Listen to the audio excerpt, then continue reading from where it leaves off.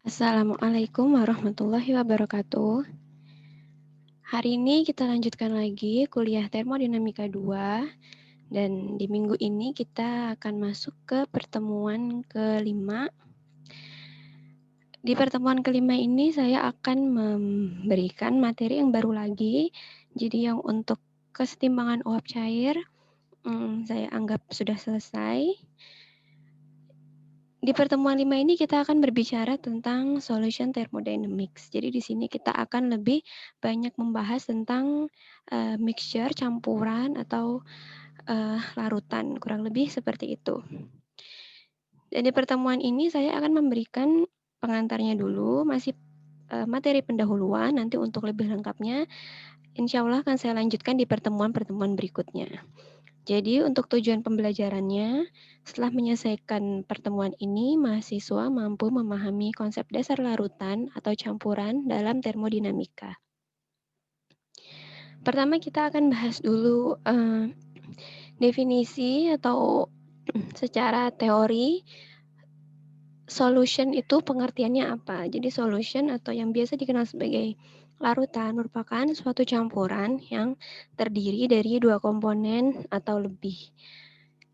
Seperti misalnya contoh ada gas yang terlarut dalam cairan, kemudian ada lagi campuran dua jenis cairan yang berbeda atau dengan kata lain itu adalah cairan dalam cairan seperti misalnya alkohol dalam air. Kemudian ada lagi contoh yang lain, ini misalnya solid atau padatan dalam cairan. Seperti misalnya larutan garam, karena kan garam itu bisa terlarut dalam air, jadi kita bisa katakan itu sebagai larutan garam atau salt solution. Kemudian sama halnya dengan gas, kita kan mengenal ada yang namanya gas ideal, dan sebenarnya gas itu juga ada yang gas non ideal.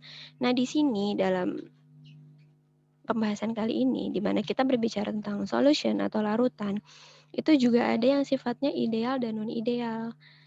Nah di sini saya akan memberikan definisi secara umumnya, pengertian ideal itu apa dan non ideal itu apa. Jadi kalau misalnya suatu gas atau larutan ada dalam kondisi ideal itu artinya kondisinya tersebut sesuai dengan aturan atau teori atau properties pada tekanan dan temperatur yang tertentu.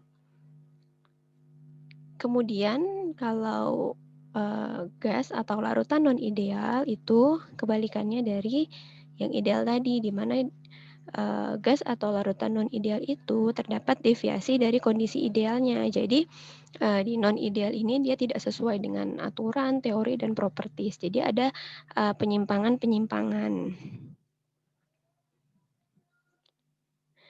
Selanjutnya kita berbicara tentang campuran homogen. Jadi misalnya di sini saya ada sebuah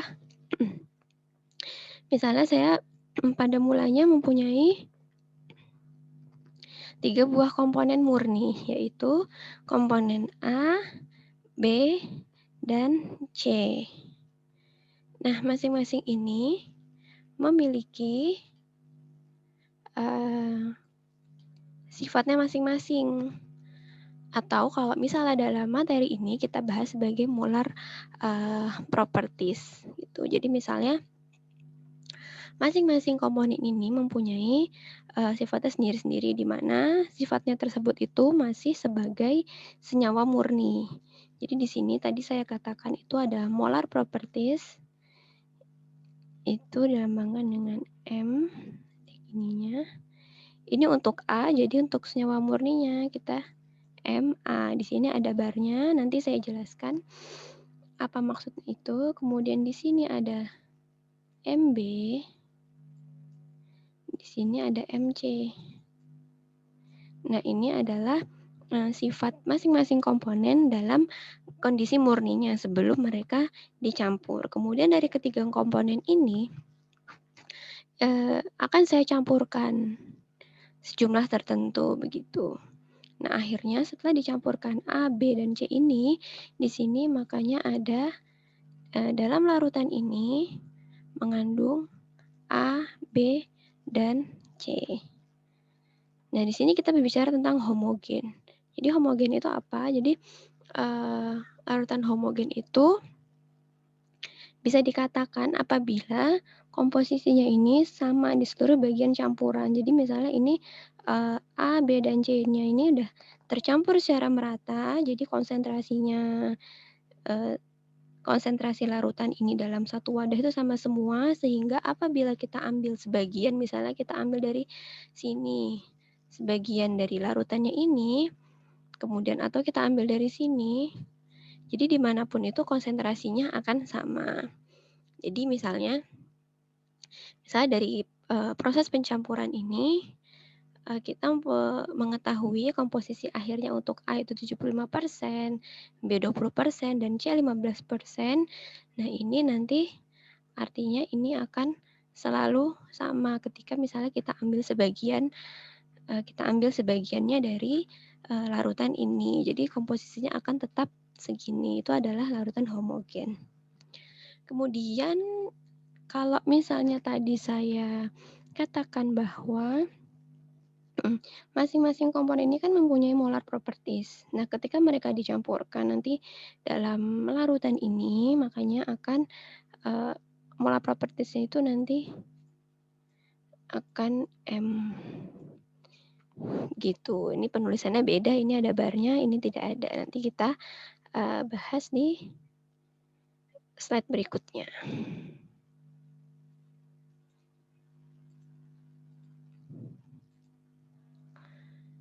Kemudian di sini kita berbicara tentang partial properties. Nah, di sini ada persamaan yang menunjukkan persamaan hubungan antara partial properties dengan jumlah mol, kurang lebih seperti itu. Coba kita lihat ini penjelasannya.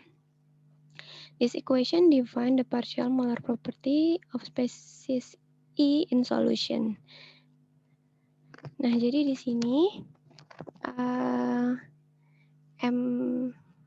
sebentar ya, MI ini, oh maaf tadi sepertinya saya salah untuk penulisannya yang di slide sebelumnya.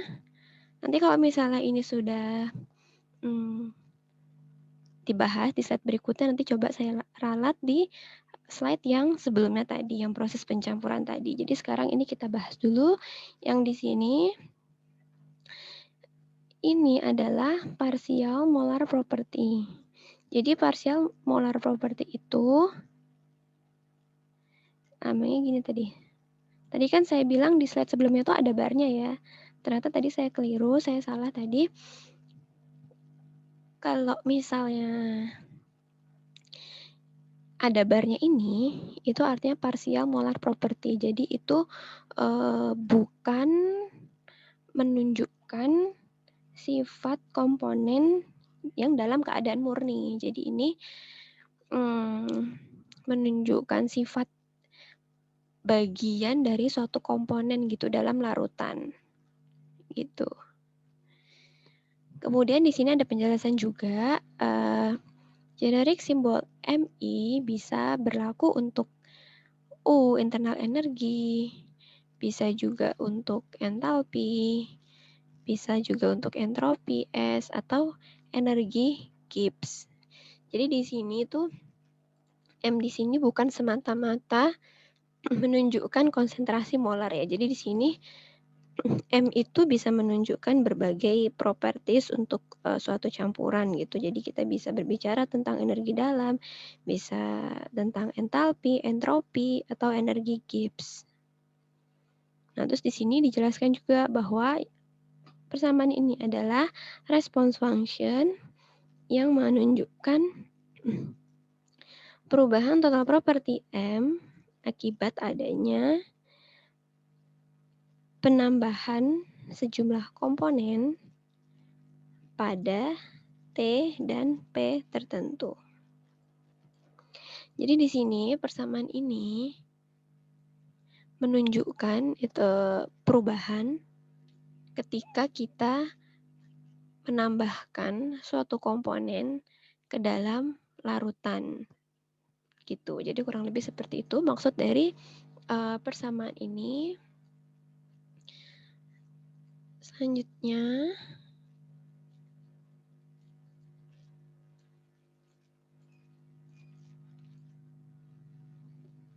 nah di sini yang lebih jelasnya lagi yang tadi.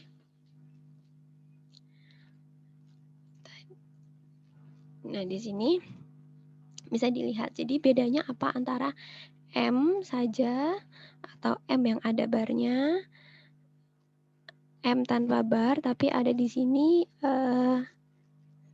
ada I-nya. Nah itu bedanya apa? Nanti kita bahas bersama.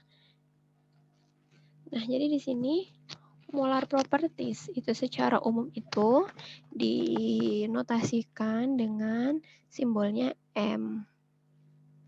Tuh. Kemudian untuk partial properties denote by over bar. Jadi di sini ada barnya untuk yang partial properties. Kemudian untuk yang individual spesies, nah jadi yang tadi saya katakan bahwa ketika suatu komponen itu masih masih berdiri sendiri dalam kondisi murninya, itu lambangnya dengan ini, MI ini, tanpa ada barnya, gitu. Jadi tadi saya ralat untuk yang beberapa slide sebelumnya tadi yang ada proses pencampuran, nanti saya ralat itu. Jadi seharusnya tadi ketika ada MA, MB, dan MC itu hanya seperti itu. Jadi di sini perlu diingat untuk penulisannya kapan digunakan M, kapan ada barnya, kapan MI, itu nanti tolong diperhatikan. Atau sekarang saya mundur lagi dulu, saya koreksi, saya ralat yang ini tadi. Jadi saya ulangi lagi di sini. Ketika masing-masing komponen A, B, dan C ini masih dalam kondisi yang murni, dia belum dicampur satu sama lain, ini masing-masing mempunyai molar properties yang dilambangkan dengan nih MA, yang ini MB, nah yang ini MC. Nah, MA, MB, MC dia ini sebagai apa tadi istilahnya? Nih, pure species properties, karena kan dia masih senyawa murni, komponen murni. Jadi kita tuliskan dengan masing-masing MA, MB, dan MC. Kemudian ketika mereka sudah dicampurkan, nah di dalam sini kan ada solution properties. Jadi ada sifat dari larutan atau campuran ini. Makanya di sini ada M. Nah, tadi yang sebelum dicampur ini A, B, dan C-nya ini kan propertiesnya kan masing-masing MA, MB, dan MC. Nah, ketika mereka sudah dicampur dalam dalam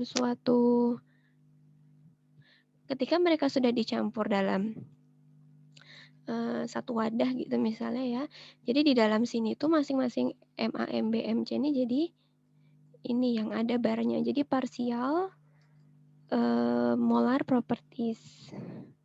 Jadi di sini ada MA, karena kan di sini mereka udah tercampur, jadi mereka udah nggak murni lagi, cuman sifatnya itu jadi sebagian, makanya disebut sebagai partial properties. Ini ada MC juga di sini, tapi di sini ada barnya. Nah, kurang lebih itu yang saya ralat tadi, mudah-mudahan bisa lebih dipahami. Kemudian kita kembali lagi, kita lanjutkan. Sekarang kita berbicara tentang larutan biner. Larutan biner itu adalah larutan yang terdiri dari campuran dari dua komponen. Kemudian kita berbicara tentang partial properties-nya. Tadi partial properties itu yang ada barnya di atas ya.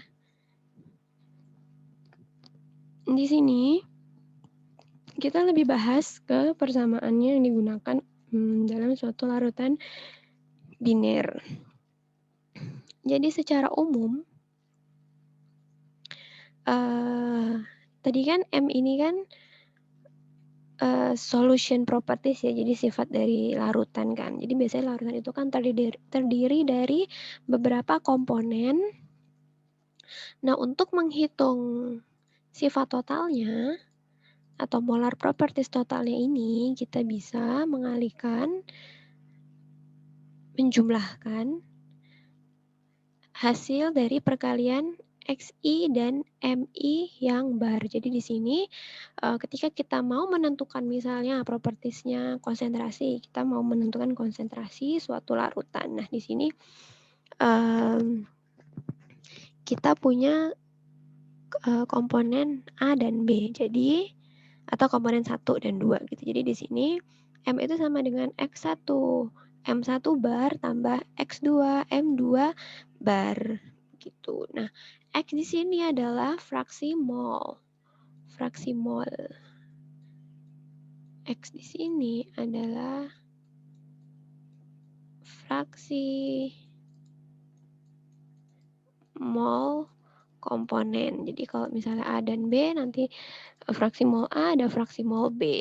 Begitu. Jadi ini karena untuk larutan biner itu kan terdiri dari 2 komponen. Jadi untuk menghitung properties larutannya, X1 M1 bar tambah X2 M2 bar. Kemudian dari sini sebenarnya ini masih banyak penurunan-penurunan persamaannya, cuman di sini saya ambil persamaan akhirnya, persamaan inti untuk menghitung sifat molar parsial. Jadi udah kebayang ya sifat molar parsial itu seperti apa. Jadi misalnya tadi di dalam campuran itu kan masing-masing ada A, B, dan C. Karena mereka sudah dicampur, jadi sifat itu jadi sifat parsialnya begitu. Jadi kalau misalnya kita mau menentukan sifat molar parsialnya bisa menggunakan 2 persamaan ini. Dan di sini hanya ada M1 bar dan M2 bar karena lagi-lagi kita masih berbicara tentang larutan biner. Jadi hanya ada 2 komponen. Ini 1, ini 2. Gitu.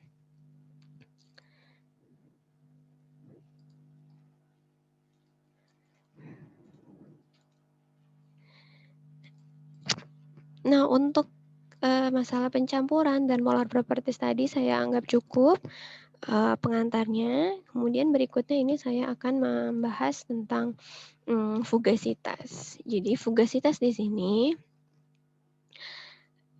digunakan untuk menentukan atau menjelaskan perilaku dari real gas.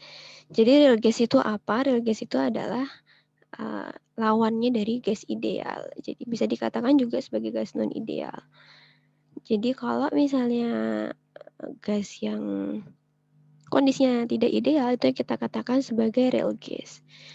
Jadi kita bisa mengetahui perilaku atau menentukan perilaku atau sifat-sifat dari real gas itu salah satunya dengan menggunakan fugasitas ini. Dengan kata lain, fugasitas ini mendefinisikan escaping tendency of real gas dalam sistem heterogen atau campuran.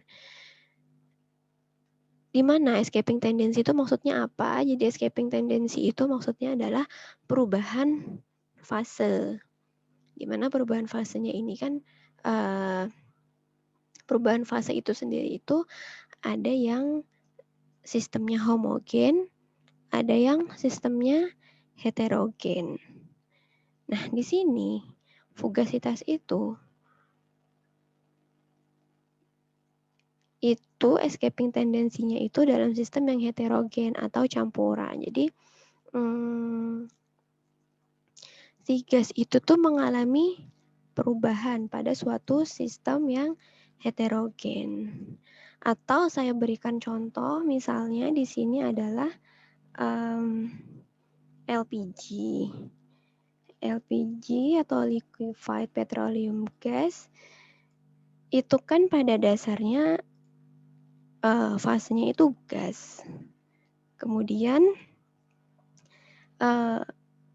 yang biasa ada di tabung itu kan di dalamnya itu kan disimpannya dalam kondisi cair, sehingga yang awalnya fasenya gas itu harus dikompres dengan tekanan tinggi supaya dia terbentuk cairan. Nah, ketika nanti LPG dalam tabung gas itu akan digunakan, itu kan tekanannya kembali lagi ke tekanan atmosferik, sehingga yang tadinya cairan itu bisa kembali lagi ke fase gas. Nah, di sini kan di kasus LPG tadi itu kan tekanan itu merupakan hal yang penting gitu kan untuk bisa mengubah si fase gas tadi jadi cairan, atau nanti ketika mau dipakai dari cairan bisa menjadi gas lagi. Nah, tekanan yang berperan penting di situ itu disebut sebagai fugasitas. Jadi, tekanan di mana si gas itu bisa berubah fase. Makanya di sini dikatakan escaping tendency itu ketika terjadi perubahan fase. Jadi kurang lebih gambarannya seperti itu. Kemudian berikutnya kita masuk ke koefisien fugasitas. Koefisien fugasitas itu dilambangkan dengan apa ya? Ini bacanya psi mungkin ya. Ini koefisien fugasitas itu adalah merupakan perbandingan dari ini fugasitas tadi ya. Ini fugasitas dilambangkan dengan F. Fi ini menunjukkan fugasitas untuk suatu komponen. Nah, Fi ini fugasitas, kemudian ini adalah tekanan. Jadi, koefisien fugasitas itu merupakan perbandingan antara fugasitas dengan tekanan. Nah, kemudian dalam kondisi gas yang ideal, untuk kasus gas ideal, fugasitas itu akan sama dengan tekanannya.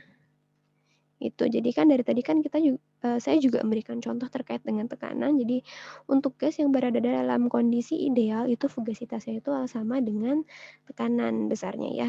Kemudian di sini ada lambang Ig, ini menunjukkan ideal gas ya. Ig di sini adalah ideal gas. Nah, kemudian kalau misalnya tadi kan untuk gas ideal fugasitas itu nilainya sama dengan tekanan. Sementara untuk koefisien fugasitasnya yang si ini, dia dalam kondisi ideal apabila psi-nya sama dengan 1. Ini sudah saya tandai. Kalau psi-nya sama dengan 1, berarti ini dia gas ideal. Jadi kan bisa dilihat misalnya dari persamaan yang ini, misalnya kita berbicara tentang gas ideal ya, ideal gas. Ini kan tadi psi I sama dengan Fi per P. Kalau misalnya gas ideal ini kan tadi psi-nya 1. Berarti ini 1 sama dengan Fi per P. Nah, berarti artinya Fi ini sama dengan P. Jadi ini udah sesuai. Untuk gas yang ideal psi-nya sama dengan 1 dan fugasitasnya akan sama dengan P. Jadi kurang lebih seperti itu. Jadi di sini saya baru kenalkan dulu beberapa istilah-istilah yang nanti selanjutnya akan digunakan dalam pembahasan berikutnya. Jadi untuk materi di pertemuan 5 ini sekian dulu. Nanti insya Allah di materi berikut-berikutnya akan lebih dalam lagi saya berikan pembahasannya. Mudah-mudahan apa yang saya sampaikan bisa dipahami. Silahkan tanyakan apabila ada yang masih membingungkan, sampaikan dalam forum diskusi. Sekian dulu materi dari saya. Wassalamualaikum warahmatullahi wabarakatuh.